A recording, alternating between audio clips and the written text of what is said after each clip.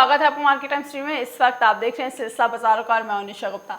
सिलसिला बाजारों के में बात करेंगे सोने और चांदी को लेकर और धनतेरस है आज, तो आज सभी आप दर्शकों के लिए धनतेरस की हार्दिक शुभकामनाएं।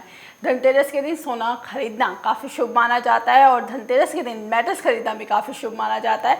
तो आज धनतेरस के दिन सोने चांदी को लेकर जानकार क्या राय बता रहे हैं और धनतेरस के दिन आज सोने चांदी में क्या स्तर देखने को मिल सकते हैं और आने वाले एक साल के अंदर सोना कितना रिटर्न दिखाता हुआ नजर आ सकता है और उसके साथ ही कौन सा स्तर होगा जो सोना और चांदी हासिल कर सकते हैं। इन सब चीज़ों को जानने के लिए इस वक्त हमारे साथ जुड़े हुए हैं अजय केडिया जी, केडिया एडवाइजरी के डायरेक्टर, जो आपको बताएंगे, सारी जानकारी देंगे और जानेंगे उनसे कि अगले साल धनतेरस तक सोना कितना और तेजी दिखा सकता है। मार्केट टाइम्स और मार्केट टाइम्स के सभी दर्शकों को अजय केडिया की दीपावली की शुभकामनाएं।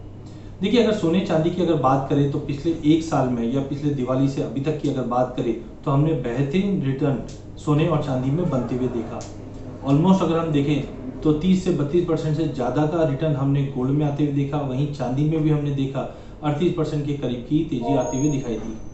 जैसे कि हम जानते हैं, पिछले साल दिवाली पे भी फैक्टर्स काफ़ी पॉजिटिव थे, जिसके चलते लग रहा था कि सोने और चांदी में तेजी का ही रुख रहेगा। बट 2020 जैसे ही एंटर हुआ, हमने देखा कि महामारी के चलते एक मार्केट के अंदर फिर से एक सेफ हेवन बाइंग डिमांड निकलती हुई दिखाई दी और मार्च अप्रैल मई में हमने एक बेतहाशा बड़ी तेजी सोने और चांदी में आती हुई देखी। एज ऑफ नाउ अटकलें अभी भी लगाई जा रही है मार्केट में कि सोने चांदी में ऑलमोस्ट हमने बहुत ही बड़ी तेजी पिछले 2 सालों में देख चुके हैं। तो कहीं ना कहीं डर भी लगा है कि अब ये तेजी के बाद क्या अगले साल दिवाली तक हम फिर से एक बड़ी गिरावट देख पाएंगे। तो ऐसा कुछ नहीं है।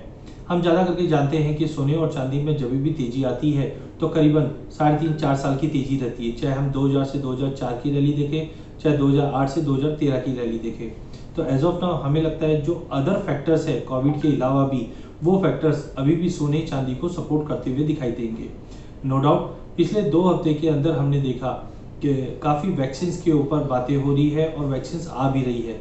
तो वैक्सीन के चलते नो डाउट सोने और चांदी में शॉर्ट टर्म में हो सकती थोड़ी बहुत पुल बैक मिल जाए, बट ये पुल बैक में आपको सोने और चांदी में इन्वेस्ट करके ही रखना चाहिए अगले 1 साल के लिए, क्योंकि इसके अलावा भी जो फैक्टर्स है वो अभी भी मार्केट में गोल्ड और सिल्वर को सपोर्ट करेंगे। जैसे डॉलर इंडेक्स में अभी भी गिरावट के आसार बने हुए हैं।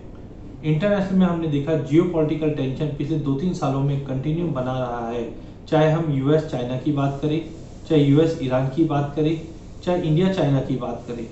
साथ में हमने देखा रिसेशन का खतरा अभी भी बना हुआ है। नो डाउट कोविड की मार के बाद काफ़ी इकोनॉमी रिकवर कर रही है और उम्मीद जताई जा रही है कि 2021 तक रिकवरी पाथ पे आ जाएगी, but it's too early to say. जिस ढंग से पिछले महीने हमने देखा कि कोविड के केसेस फिर से, सेकेंड वेव के केसेस फिर से बढ़ने लगे हैं यूएस और यूरोप में, और यहाँ तक कि हम नवंबर के अंदर सेकेंड लॉकडाउन यूरोपियन कंट्रीज में बनते हुए देख पा रहे हैं, जो कहीं ना कहीं एक खतरा बना हुआ है कि आगे जाके अगर सेकेंड वेव आता है तो कहीं ना कहीं जो मूव हमने सोने चांदी में मार्च और अप्रैल में देखे थे वैसा ही मूव आना चालू हो जाएगा। इंटरेस्ट रेट की बात करें तो लोअर इंटरेस्ट रेट के चलते हमने देखा है कि लोगों का ध्यान सोने और चांदी पे बना हुआ है। अनसर्टेनिटी के साथ साथ हमने देखा इक्विटी ओवर वैल्यूड है, इक्विटी काफ़ी ज़्यादा रैली अप कर चुका है। तो कहीं भी इक्विटी में अगर बड़ी गिरावट आती है तो उसका बेनिफिट सोने और चांदी पे मिलेगा। तो अगर सम अप करें तो हो सकता है मार्केट में थोड़ी बहुत गिरावट मिल जाए, जो हमें लगता है 47,000 से 48,000 का गोल्ड में एक अच्छा खासा बेस बनकर रह जाएगा। अब साइड में अगले धनतेरस तक की बात करें या दिवाली तक की बात करें तो हमें लगता है सोना 61,000 तक का लेवल दिखा देगा। वहीं चांदी में बेस मेटल का भी एक सपोर्ट मिलता है और इंडस्ट्रियल एक्टिविटी जिस ढंग से बढ़ रही है, चांदी को उसका पूरा सपोर्ट मिलेगा। चांदी थोड़ी वॉलिटिलिटी ज़्यादा रह सकती है। हमें लगता है कि प्राइजेस में जिस ढंग से एक 50,000 का एक बेस बन चुका है, तो आई थिंक 50,000 का एक बेस पे हमें बाइंग करके चलना चाहिए, जो अप साइड में हमें लगता है 90,000 तक का लेवल अगले 1 साल में दिखा देगा। 50 का वेट नहीं करना चाहिए, 50 से 55 के बीच में जो भी ड्रॉप मिले वहाँ पे हमें जमा करके चलना चाहिए। धन्यवाद जी, यानी सोने और चांदी के अंदर एक तेजी और पकड़ सकती है और सोने के अंदर 61,000 के स्तर आने वाले वक्त में देखने को मिल सकते हैं अगले धनतेरस तक। वहीं चांदी के अंदर भी 90,000 तक के स्तर देखने को मिल सकते हैं।